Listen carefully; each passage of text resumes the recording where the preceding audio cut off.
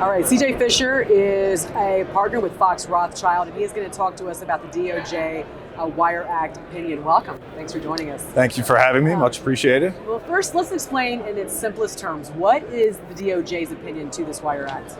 So the DOJ opinion came out in late 2018, and effectively it reversed the 2011 opinion that said the Wire Act was limited to sports betting.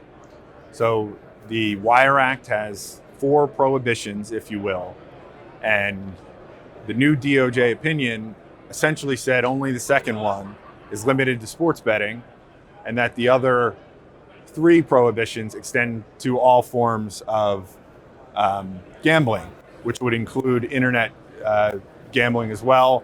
And that kind of led to the current uncertainty and uproar. I was going to say, so the bottom line is, basically, it caused a huge uproar in the industry because people were like, oh yeah. No, we can't do this anymore legally. Yeah, exactly. And it forced a lot of stakeholders to adjust on the fly. Pennsylvania is a good example. They had to issue a letter to operators saying, we told you before that you could keep your iGaming servers in the state of New Jersey, but now you have to duplicate that in Pennsylvania. So if you're an iGaming operator, that creates a lot more costs for your operation and delays. And that's one example of some of the impacts that it has. Well, can the DOJ enforce against something that did not even exist when it was implemented? Well, unfortunately, they can. Part of what the Wire Act prohibits is a wire communication facility, and that has been interpreted to include the internet. So it's one of those things where, a law comes out 60 years ago, and subsequent opinions take specific terms where, even though there was no internet back then, it's been interpreted to include it, which would allow the DOJ to enforce it today. So are states going to have to do sort of what we're seeing right now with recreational marijuana, where they pass their own laws, even though on the federal level it's not necessarily legal, but on the state level they've made it legal? Right. So states are free to legalize and regulate gambling kind of as they wish. And one thing that the Wire Act does not prohibit, even under the new interpretation, is interstate gambling. So if the wagering is limited to within the state, then arguably, or no, it doesn't violate the Wire Act. So there's different ways that states can approach that. One is geolocation software, which essentially allows a state to ensure that any internet bet that's placed occurs within their state. And part of the genesis behind that is actually the Wire Act, so that if you're on your phone about to place a bet and you drive from New Jersey to Pennsylvania, it will cut you off and actually prevent you from making that bet. And part of the reason is to ensure there's not betting over state lines and avoid a Wire Act type of violation. That's so interesting to me, because as I'm thinking about the geofencing and the geotracking, don't privacy laws also come into play then? Because now they know exactly where you are all the time, it seems like. Yeah, they do. And a big part of an iGaming operator's compliance is terms and conditions and privacy policies, and making sure your customers know that when they're gambling on your website, that the operator in the state of New Jersey essentially knows where you are within the state. Okay, so once you cross those state lines, done. You literally cannot make a bet anymore. For that particular state, and then you would go and would have to place a wager in Pennsylvania, going back to that prior example. How does this work transactionally, monetarily with banks? Well, I mean, that's a good question, because the iGaming market in New Jersey got off to a very slow start. So New Jersey was one of the first states that really fully jumped into full-scale internet gambling, casino games, slots, blackjack, and the like.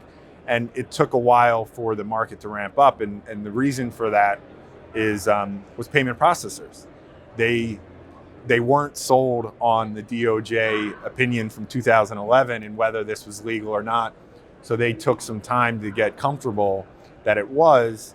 And one of the things that added to that comfort was specific merchant codes, where the transaction is given a payment processing code that signifies it's a legal gambling transaction, as opposed to if you have an offshore operator that's trying to do business in the U.S. Should payment processors be concerned about being involved in the gaming market? I don't think so. I mean, I think that they obviously need to be cognizant of the current status with the DOJ opinion, which was actually overturned and set aside in New Hampshire, the ongoing litigation there, and is currently on appeal. So that does impact things. If it extends to, the Wire Act extends to internet gambling. Can I ask you a quick question about the appellate process? Yeah. Could this go on forever? Like, there's an appeal here. Could there essentially be an appeal everywhere now, or how long can this go on?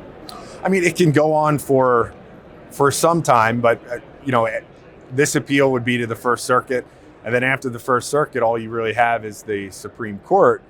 And another thing to keep in mind and is the upcoming election as well, because if there's a change in control, if you will, that can impact priorities for the DOJ, and that could impact how this all shakes out in the end as well. Will this affect the states and how they're able to raise money for their lotteries? I think so. I mean, bringing up the lotteries is a good question, because what a lot of people don't realize is the Wire Act impacts lotteries in addition to your traditional internet gambling operations, because a lot of lottery transactions go over state lines and then they come back. So under the DOJ's interpretation of the Wire Act, even that is a violation. So if you have a transaction that occurs just within one state, if information goes over state lines and comes back, that can be a Wire Act violation, even for a lottery. I'm trying to understand this. So explain this to me. So are you saying if I were to drive into a state to buy a lottery ticket, and then I drive out of that state with my lottery ticket? No, so it would be even if you are just in one state doing a lottery transaction, the data involved in that transaction will cross state lines. And the way the DOJ is interpreting the Wire Act, because that would be a interstate transmission that relates to gambling, that would be a violation. So it's not only your big gaming operators that are concerned about this, it's state lotteries are concerned as well. And state lotteries is how this started to begin with. Back in, for the 2011 DOJ opinion, New York and Illinois were simply seeking clarification from the DOJ that what they were doing was okay under the law. And that was the genesis of the initial DOJ opinion, and that leads us to today. Yeah. So what kind of impact do you think we could see on licensed commercial gaming?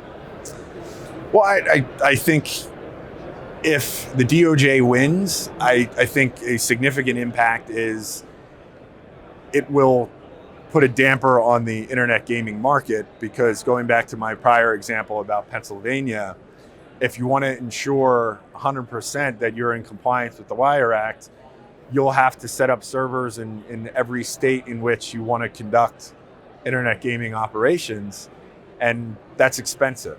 And you can't reach that economies of scale where you have one central location and that allows you to operate throughout the US. You have to go piecemeal as you spread out. And as you could expect, not many operators are going to want to do that. And if they are, it's going to be expensive and take additional time to get to that point. Yeah, and as we close here, will this affect daily fantasy sports?